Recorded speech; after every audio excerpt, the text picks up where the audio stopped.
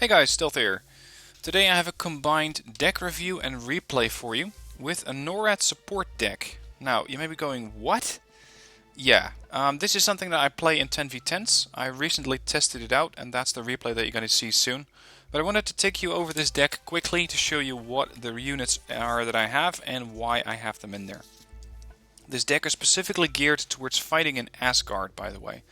So it's the large 10v10 map, let's say the desert-like area. For logistics, I focused on FOBs and mobility.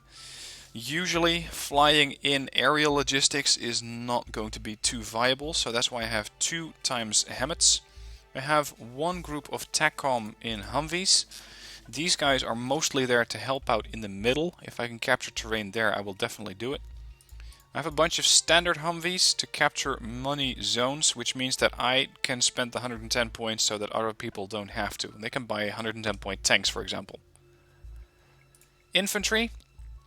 I went over this deck with Andrew yesterday and he was really surprised that I just have 60 units of riflemen in here. He says, why would you want to have 60 units? The reason for this is that down in the middle of the map you have a lot of urban terrain.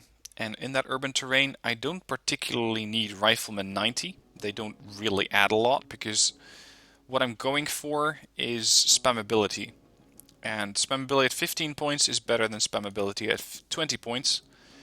And moreover, these guys are, well, basically against vehicles just as good. Their accuracy doesn't really matter. Their armor penetration goes from 13 to 19.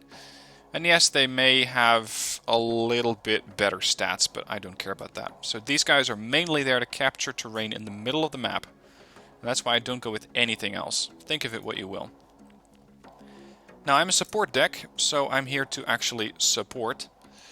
So what I have for that is 2 Patriots, long-range anti-air batteries, actually 2 cards of PIP 3s at Hardened Veterancy, in order to again provide air cover for my allies. This is not a pure artillery spam deck. More AA in the sense of 8 chaparrals, 2 Atacams or Army Tactical Missile Systems, 1 card of 2 Paladins and a bunch of mortars. So what I'm going for is really striking the high value targets. Tanks, I have the MBT-70 and the Pattons. These are really not very good tanks, but in sufficient numbers they can be remarkably effective. Reconnaissance, I have Kiowas for spotting, I have Mutts for more spotting, and then finally a bunch of Rangers so that I can deploy these guys in the mountains and spot either for myself or my allies. In vehicles, I have a bit of a weird selection, and I believe this is the first Canadian unit, so up until this point you could say, well, why don't you go with US support? Good point. I maybe could have done that. 6 Chimeras, which are basically the best, let's say, tank units that I have. They have the best armor, they have the best gun, just that they don't have a stabilizer, which means I don't have these things on attack move, they won't fire. A couple of Humvees for anti-tank support, I have these on Hardened Veterancy. A bunch of Comvats with autocannons and a couple of Zippos, and you're going to see all of these used in action. In my Helo tab, I have Little Birds and OH-58Cs. These are there to help suppress any kind of helicopter rush that you usually see happening. And the Little Birds are there again for the middle of the map to suppress enemy infantry so that my own group of 60 riflemen can push up. In the air tab, I have my Raven, Seed aircraft, 2 Prowlers, again Seed aircraft. Now, why all this Seed? Well, to make sure that I can do as much damage to higher point value targets than anyone else. Because that's what this deck is going for, killing off high value targets. That's the way that I have it set up. 1 Nighthawk, again, high value targets, and a Hornet to snipe high value tanks. No naval section because we don't have anything there. Now looking back at it, I have one Korean. I just played a lot of Second Korean War, that's why. I have 1 Canadian unit in here that you could argue is really redundant, but, well, I don't really know what to do with 60 points anyway. I might be able to change it into a US support deck, but we'll see. Alright, so let's bring up the replay and get into fighting with this deck. Alright, here we go. Now one thing that you need to know is that I was on TeamSpeak with all of these guys except for Alex Lighting. All of these guys were feeding me information about high value targets so that I, with my Atacams and with my artillery, could go for them. And that way I was able to get a lot of points in the end. So it's very much down to all of my team members: 35, Atlas, Sniper Fire, Andrew, Nelson, XCOM Man, Dangerous Fat Man and Pilot 124 for designating targets. Now I was not the only one with an Atacams. I believe Nelson was the other one who was using the Atacams, and this means that you have to designate targets. So I had an attack marker or a text marker ready, so that when someone said, "Look, Stealth, there's a high value target here," I would point down an attack marker saying Stealth Striking, and you're going to see quite a few of these pop up over the next 30 minutes, to let people know where exactly I was going to fire. So we don't have many of those Atacam missiles in the air, and they usually take forever to reload, so you really want to make every single missile count. Now, the team is spreading out over the map. We got Andrew over on the left. I'm going to support him a little bit on this flank. Nelson in the middle, Sniper Fire and Atlas down there. We have XCOM Man, Alex, and over towards the right we have Dangerous Fat Man. You can see, of course, the usual spawn of units coming in. This is a pretty high point game, so we got 45,000 points to go. And what I'm starting out with initially, 2 Atacams, 2 Fobs, a Humvee for command, and I believe, here we go, I'm going to spawn in 8 of those OH-58Cs to counter any air rush, because there are quite a few of Andrew's units that are pretty high value, and I want to make sure everything makes it to this flank. Now, if you're running a support deck, what you usually see people doing is just spamming artillery all over the place, and that's not really my playstyle. I make much more strategic use of all of my artillery to try and nail those high value targets so that the rest of my allies can then push in. And I'm not saying this is the only right way to do it, I just say that this is my way of doing it. Another thing that you need to know about a support deck is that it's a lot of work. Normally, you'd have your own little section of the map. Let's say you'd be operating in November Yankee, maybe a bit of X-Ray. Right now, I'm basically operating all over the map, and you have to be constantly listening to your teammates to get intel on where they want you to fire. Because sometimes you're going to have targets over in Yankee, sometimes you're going to have a target over in Delta, you're going to shoot one missile at something in Papa, and that's the way that you usually get quite a few points. Now I sent in a Prowler. Prowler somehow didn't actually see anything and was really quickly intercepted here by Beaver and Vertigo. Vertigo is coming in with a very large column of pretty much support vehicles, SU-122 54s. We have Andrew coming in over here, and absolutely nothing in the sense of helicopters coming to threaten my position. Got another aircraft coming in. This is the Nighthawk this time around, because I saw an opportunity to get a large missile strike in here, or at least a pretty significant bombing run. Bombs going in. I know it's very risky with all of that AA, but it does pay off, because most of these things are now stunned, making them an easier target for my ally to come in and attack them, or it buys at least Andrew a bit of time to get there. Now, this replay, or this recording, is going to be a bit more difficult, a bit more complicated for me than usual, because I have to really pay attention to everything that's going on the map. That's not usually the way that I look at these replays. And right now, I believe at this point I was just looking around the map, seeing where the battle was going, seeing how the battle was progressing. Let's see if there are any attack markers. Not just yet. Yeah, we got one. Attack. Sniper Fire says, "Look, still there's a command vehicle here." So, one of my Atacams is spinning up.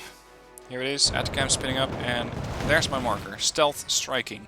Which means I have a missile in the air going for this target.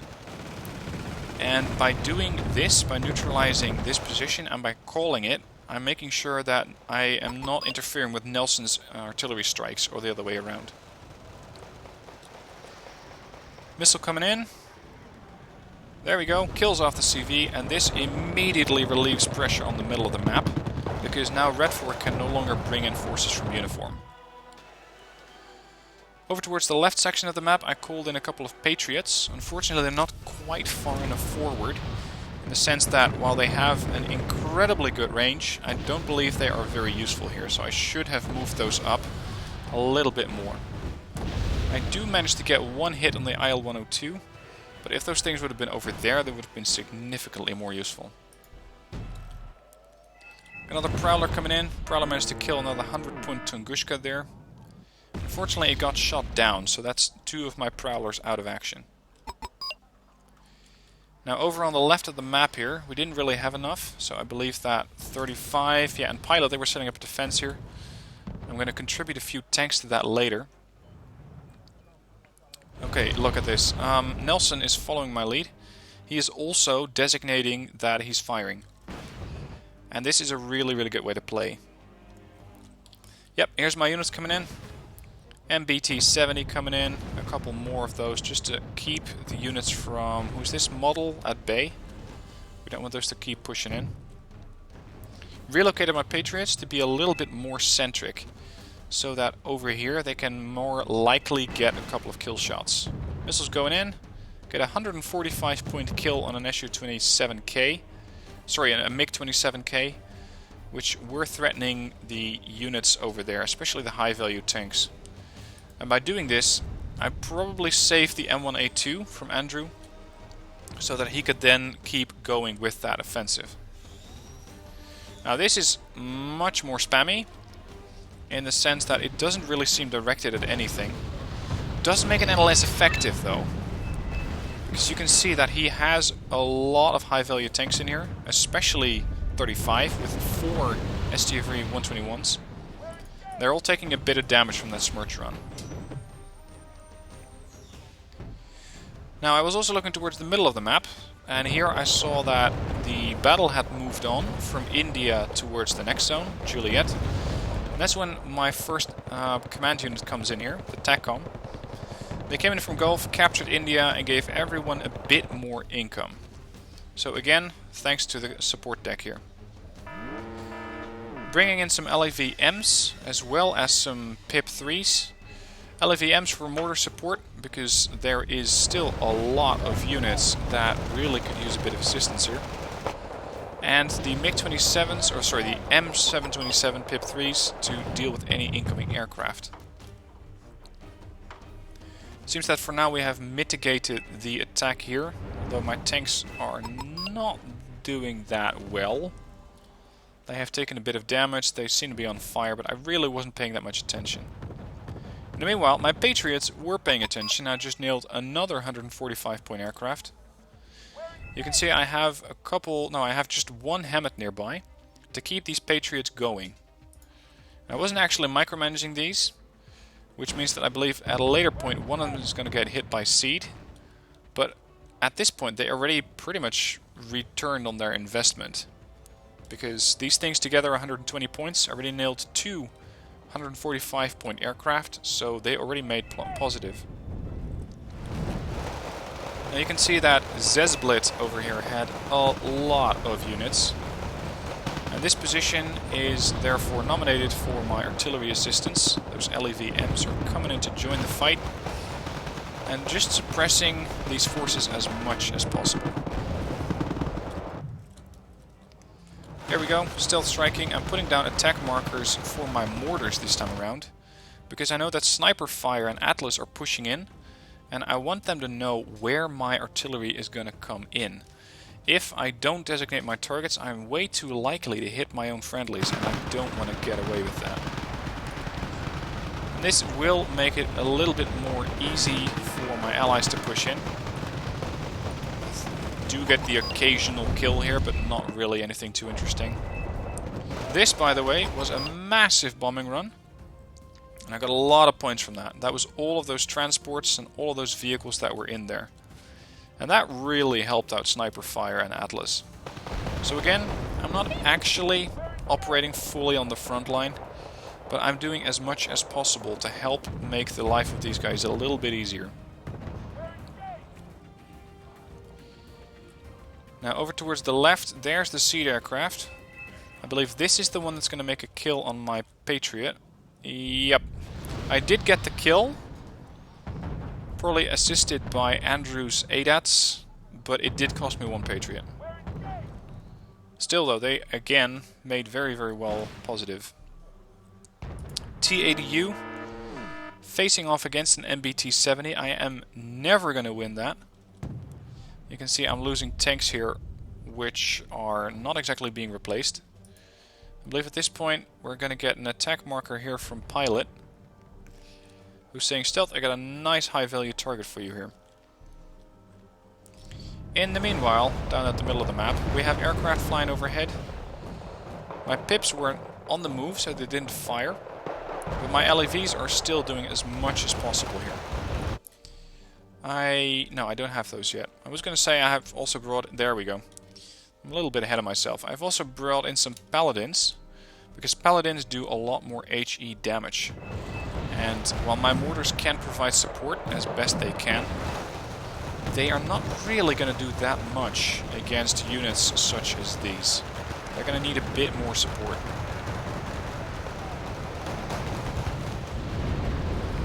Again, the battle has moved on, so I'm putting my own infantry CV in here so that Sniper Fire and Atlas can keep pushing along this line. An attack marker here from Andrew, but I don't really need to fire on that. Defensive marker there. Nothing too serious going on.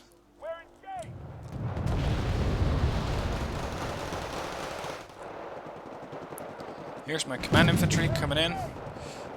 What I saw here was very curious. Somebody decided to bring in a couple of Acacia artillery units, which have a range of 19 kilometers. And for some reason, they brought them to the front line. So I'm suppressing them with my mortars as best as possible. A couple of aircraft coming in. Pips engaging 135 point kill. Again, it's not quite their investment yet, but it is deterring the enemy from using from using airstrikes. Now, I believe at this point are the Paladins already active, or they're still moving in? Yeah, they're not engaged yet. But look at all the vehicles that are coming down here. This is a very, very lucrative target. Not for my Atacams, because they don't fire at an area large enough. But it is very lucrative for my Paladins. And again, if I can suppress the area here with artillery and do damage to as many of these units as possible, it's going to be very much more complicated for the enemies to push up, so that my allies can keep going. You see a couple of those shells coming in. Those rounds are the Paladins engaging. And nothing so far. I'm aiming a little bit too far behind those forces, so I need to reshift, or I need to re-aim those shots. Mortars still firing, still suppressing, and every now and then I get a light kill here, 5 to 10 points. But mostly I'm keeping them stunned so that Atlas and Sniper Fire's forces can push in. And this is where my forces are going to come in, all of those riflemen. I'm starting up with 10 groups, or 5 groups of 2, so 10 squads.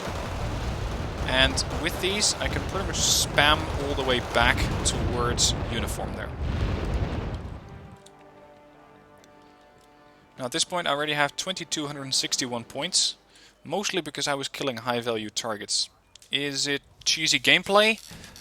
I don't think so. I think it's effective gameplay, because I'm doing what this deck does best, which is supporting allies by not per se striking with heavy artillery, but by going for the value, or the targets which are most threatening to them. And at the same time providing a bit of mortar spam here, so that the forces from Atlas are taking a little bit less of pounding here. Here we go. This, by the way, is a nice target. Pilot called this out. We got a T-80U here. That's a 155 point target. Again, marker going up, stealth striking, ready to fire. We set up another marker here, T-72B, and we spotted an Akula. So I got a lot of high value targets here. You can see the missile going in. T-80U is destroyed. That's one of the most threatening units at that flank. We've got a Viggen from XCOM Man coming in. Second kill going in. Just before XCOM Man striked. Or actually hit the target. And another missile from my other ATACMS is going to come in and destroy the Akula. Here it is. Boom! 150 points. This is how you really help out your allies, because let's switch to neutral. Suddenly, this flank doesn't look so threatening anymore. By neutralizing a T-72B, a T-80U and an Akula, we mainly pulled all of the power out of this flank. Just by 3 quick artillery strikes. Where am I? Up there. Now, down the middle, I was slightly distracted over on the left. Down the middle, my infantry has arrived. I'm starting to move these guys up as best I can. And again, they keep flying in with aircraft. I keep trying to nail them. And combined with the AA that's over here from Atlas, we keep shooting down these aircraft. My pips, unfortunately, are out of ammo at this point. Which is unfortunate because I can no longer help out, and I was too distracted with the main offensive here to really pay attention to my forces that were no longer engaging the enemy. So I really had to put some supplies next to them. And the best way to do this is basically just send up your Piphawks, and when you spawn those in, you also send in a few transport units. But I really didn't do this properly because the LEVMs were immediately drawing from the Hammets, meaning that the Pip-3s didn't really get anything. Again, firing artillery, stunning the enemy. At this point we were pushing back Mirik, who was he's basically one of our guys. Unfortunately our team was full, so he was left fighting on the enemy team. And you can see that suddenly it seems that the Red 4 offensive isn't that powerful anymore. I'm not sure how, but we seem to have pulled the plug a little bit on all those units, which kept coming down. At this point, though, I lose all but 3 of my mortars, and I believe I lose even more of those, due to a smirch strike right down the middle of the map.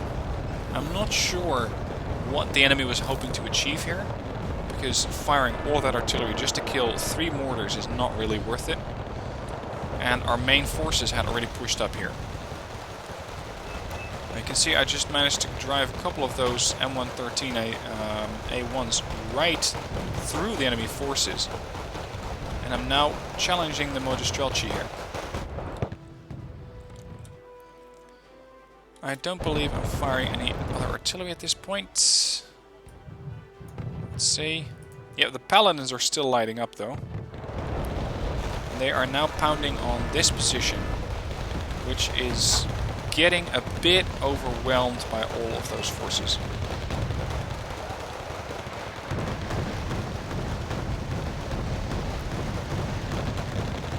Now, interestingly, over towards the right, I managed to get a couple of units towards Tango. I just decided to send a few of these over. Who knows what's going to happen? And surprisingly, they made it all the way through. Now we got another beacon from Pilot coming in. Unfortunately, all of my ATACMs at this point were reloading, so they were on stand down. I could not help him out. In the meanwhile, I spot the command vehicle, which is just a command helo. So my infantry is going to have a nice field day there. I also spawned in a lot of forces. This is basically my entire support, or sorry, my entire vehicle section. And I don't mean... Oh! Just scored a 45-point kill there. Unfortunately, I wasn't micromanaging the Hornet, so the Hornet just kept flying in circles here and eventually went down. At least, I believe. Yep, there it is, going down. From the vehicle section, I decided to spawn in a couple of Comvats, I decided to take a couple of Zippos and some tanks from the tank section. So a couple of just cheap M60A3 Pattons. Nothing spectacular.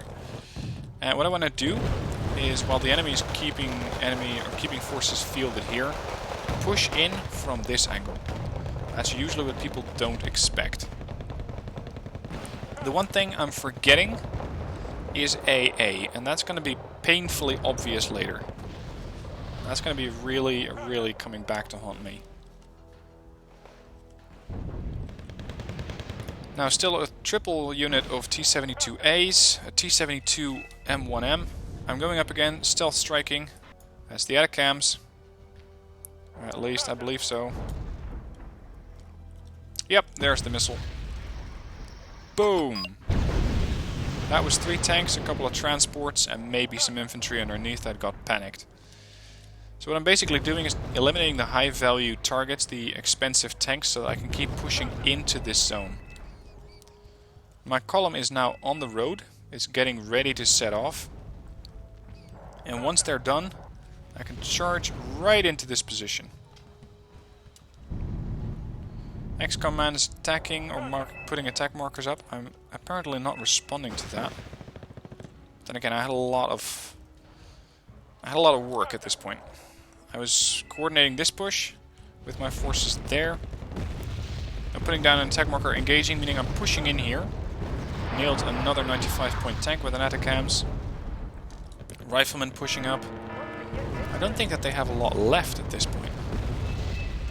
At this point I'm telling the guys, stop firing at this position. I believe it was Atlas who was firing at his own units. Yep, Atlas is firing at his own units, which is a bit unfortunate for those guys, but okay. And here we go. This is not going to be pretty. I'm going to lose a lot of forces, but the main goal here was to neutralize uniform. What I don't have is recon. You may be going, why? Well, at this range, I don't need recon. I can just shoot them. I can see them, I can kill them. I don't need recon. Recon would be a waste of points. So, Pattons are taking fire, going down. Comvats joining in the mix. Zippos getting ready to fire. Unfortunately, most of these things were stunned. And this is when I really pushed Mirik out of this sector, together with the sniper fire here and Atlas over on the right flank. Multiple Zippos putting this structure on fire, keeping the offensive, keeping moving here. Riflemen moving up, there's the UAZ. They also have a command infantry as backup. They're getting suppressed here by the STRV-103Bs from Atlas, and that's it. Uniforms down. Now, I didn't lose too much. I lost a few tanks there, maybe some comvats, and I think a Zippo, maybe 2. So I'm really not losing too many forces there. Until now. Because now I realize that I don't have any AA. So these Mi-24Ps were just lying here in ambush, and they really messed me up. They killed a lot of comvats very quickly, and there was not a lot I could do about that. I got a CV coming in, Humvee CP, trying to get uniform under control so that I can actually spawn in more units from this sector before losing them all to those Mi-24s. Now again, I really should not have pushed here as fast and as far as I did, because that was a bit of a waste. I lost a lot of forces here, whereas I really shouldn't have. The only weapon that I have against these helos is machine guns and 2 Brownings mounted on the tanks, so it's not really anything impressive. In the meanwhile, Atlas and Sniper Fire keep moving in. They keep attacking. They keep fielding more forces. But again, they too don't have a lot of AA. Although we have some RBS 90s coming in here from Atlas. And with those units, we hope to nail those Mi-24Ps before they do any more damage. Of course, what I should have done here is fire ground, and the splash damage would have taken down the Hinds altogether. But sometimes you just don't really see that. You don't really pay attention to that. Again, a strike coming in. I'm not sure if I... Yep, T-80. Is my missile already en route, or did I already hit it? I think I already hit something there. Whatever. Let's focus on the important element here, because, or at least for me, the important element is pushing in here. Humvee in position. Let's just pause here, see how many CVs I have fielded. 1, 2, 3, 4. Well, that's not really 4 because Nelson's holding this area. And by doing this, I'm again taking the pressure off of Atlas and Sniper Fire, who can field far better offensive units than I can. So I'm doing exactly what I need to do. Support. Now we keep rolling in here. I captured a couple of Urals here, which surprisingly weren't empty. Decided to spawn in a couple of Pattons, trying to make it all the way to Whiskey. Chimeras are coming in. Piphawks, recon vehicles. So I just basically keep spawning in forces to try and punch my way into Whiskey. And the units that I have really aren't that good. Now you can see my lack of recon really bugging me here. As I'm taking HGM fire, I know it's coming from there, but I just cannot see it yet. So my Pattons are going down. At the same time though, they are wasting a lot of points, a lot of missiles on my Pattons. Because, let's face it, these are basically 50-point meat shields. So, once these things are empty, let's see what Merrick actually had here. A couple of Concours, which only have 4 missiles left. These have 6 missiles, and that's it. That means that they are now not capable of penetrating and destroying all of the tanks that are next going to come up. Merrick here had his Moderna. Very dangerous tank for me, because I didn't really have anything that could take the fire from a Moderna, let alone kill it. At least in an up-straight fight. So, I have my good friend here in the back, firing a missile. And that is going to be the end of the Moderna.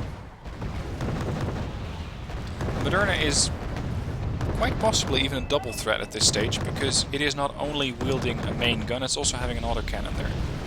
So, target is down. Can now keep rushing in, keep spotting. And you could say I'm resorting to spam tactics. Well, you're not wrong. I just keep pushing here as fast and far as possible, even using empty transports as just soaking up these Conqueror missiles, which supposedly are empty now. That's them down. Chimeras have to stop and fire because they don't have a stabilizer. What they do have is 20 points of frontal armor, meaning they are really rather survivable. I keep pushing in, keep getting ready here. In the meanwhile, we have captured Tango, thanks to Atlas command vehicle there. We just keep battering our way into this zone. Chimera trying to damage whatever it can find. I believe it's going for a tank here next, the T-72S. Yep, a couple of rounds going in, doing a bit of damage. Not really as much as I had hoped for. Another hit, another one, 135 points. Merrick just kept fielding tanks here. He was really determined not to let us into this zone. Now, since I'm mainly pushing over on the left flank, I'm coming up with a distraction on the right, or let's say a sneaky offensive, consisting of 8 little birds. These things are not particularly good against anything but infantry, but they fire fast and they have 1 HE damage. Especially if you have 8 of them, that can really start to hurt. So what I'm trying to do here is trying to sneak these guys into a side flank and try to find more command vehicles. At this point we had neutralized Merrick's command zone here, Whiskey. And again, just keeping through with the push. Again though, not a lot of AA from my position. I've completely forgotten about the AA units that I needed to field. But a couple of units sitting back here that I completely forgot about. And over here you can see the little birds coming in, which are unfortunately getting spotted again by Merrick. Lost 1 little bird there, and I do believe, yep, here we go, found a UAZ. So I immediately mark it, so if I go down I can still find it. That's one command vehicle down. Unfortunately, it's not all of them. The MiG-23ML comes around for another pass. I believe nails another little bird. And that is when Merrick's Strop 2 shows up and goes, "Get your frickin' helicopters out of here." So I proceed to do exactly that and pull them back as quickly as possible before I lose any more of them. In the meanwhile, I have a command on the way, I believe. Yep, there's a CP coming in. Sniper also has a command coming in, so we didn't really coordinate this that well. And once we have Whiskey, we can then lash out either towards the left, towards, I believe that's Victor, and towards the right, Sierra. So we're really putting pressure here. And I'm just again rolling in with whatever's left of my column, a couple of Chimeras, MBT-70s. It's really a ragtag band of survivors. Some are really good, elite, some not so much. Some are just a meat shield, like the Pattons. And I'm getting kill after kill after kill here. At the same time, Alex Lighting is coming in from the right flank, doing a lot of damage with his tanks, M101HA, M101. And over towards further on the right we have Dangerous Fat Man, who is pushing in with his Kiyomarushikis, K1s, Crotals, Flak Panzer Gepards. So we really have a lot of forces coming in here. And this is basically the end of the match. We have 60 seconds left. I don't believe I'm going to be doing anything particularly useful in those last 60 seconds. And I believe we eventually win this battle by killing off the last command vehicle. The question though was, where is it? Because we knew it was not here. We knew it's not there. We know it's not here. We do know that it is here in Romeo. XCOM Man has managed to neutralize it, and we still need to find it. And we're going, where is it? Because it's not in this tree line. That was already commed. You can see that Andrew is starting to spawn in all sorts of recon vehicles at this point. I'm doing the same thing with little birds, trying to cover the area with many, many forces here. They have to come in all the way from Whiskey at this point though, so they are taking a while to get there.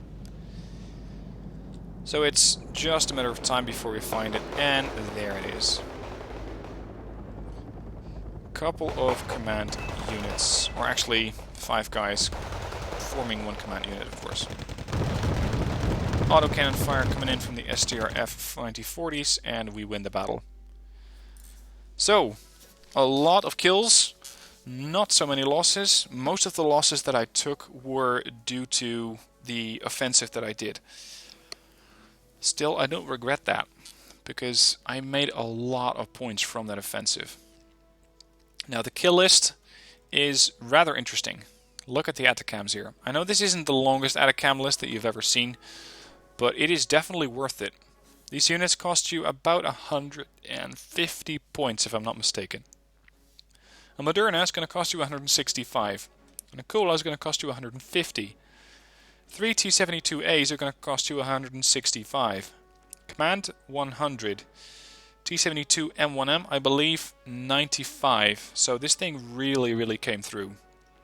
The Patriot here, MiG-27K, 27K, Interceptor, MiG-25BM, that's the seed aircraft. Again, lots of kills. MBT-70s didn't do particularly well.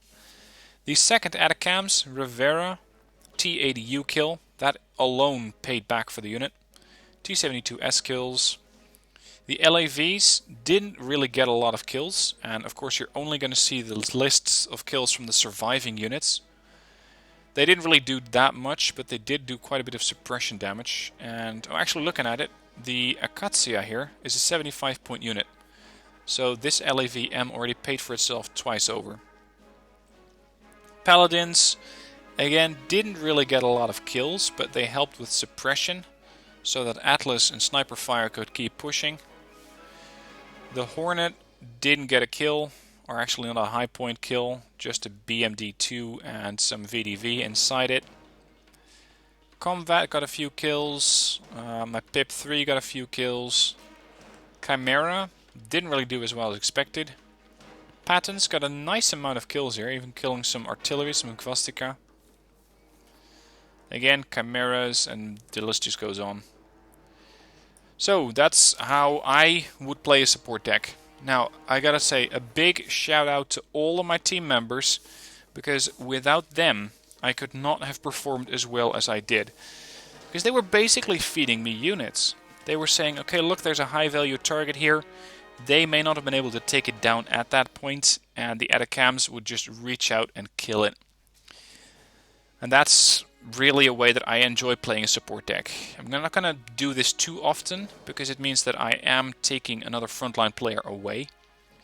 But I feel that this is a much more effective way of using a support deck than just spamming artillery, whether it's MLRS systems, large volleys of artillery fire, such as howitzers, or any other kind of mortar spam.